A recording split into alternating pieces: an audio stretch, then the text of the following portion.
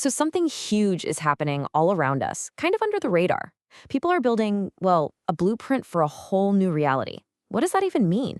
And what problem are they trying to solve? Let's dive in and find out. It's a massive question, isn't it? Because this isn't happening with some big, flashy announcement. Nope. It's being built piece by piece, through a whole series of connected actions all over the world. Our job today is to find those pieces and see exactly how they fit together. To do that, we're basically going on a world tour. We're going to see how all these different parts of this global blueprint are being designed and connected, starting right where the whole idea first sparked into life. Okay, our first stop is Israel. This is where the foundational spark for this entire project was ignited. You can think of this as the philosophical starting line for everything that comes next. And at the very heart of it all is this one core concept, the unified digital narrative. It's like the project's North Star. It's not just about telling a story, you see. It's about creating a shared story that we all help write, one that guides us to work together toward a common goal. So you've got this powerful idea. Now what? Well, for that, we head to Portugal. This is where that abstract concept starts to get real, where it gets its structure, its rulebook, and maybe most importantly, its ethical backbone. In Portugal, they came up with something called the PCRMI framework. It sounds complicated, but it's actually a pretty straightforward and powerful process. You plan, you collaborate with others, you refine your ideas based on feedback, you measure the results, and then you iterate. You do it all over again, only better. It's this constant cycle of improvement that's perfect for building something complex with a lot of people.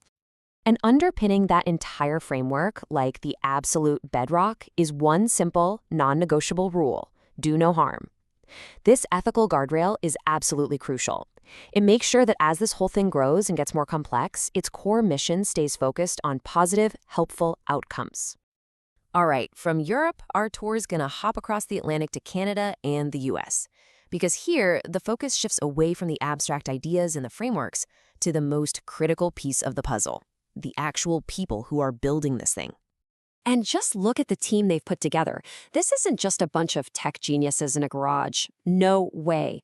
You've got strategists mapping out the future, community builders bringing everyone together, technologists building the tools, ethicists making sure it stays on track, and storytellers, well, they're the ones weaving that unified narrative. It's a true fusion of skills. Now, to manage a team this diverse and spread out, you can't use a traditional top-down approach. It just wouldn't work. So a new model was needed, and they call it Barness leadership. This isn't about giving orders, it's about stewardship. It's like being a caretaker for the project and enabling the community, giving them what they need to innovate and organize themselves. So let's make that super clear. Traditional leadership is all about command and control, right? The boss tells you what to do. Barness leadership, on the other hand, is more like being a gardener.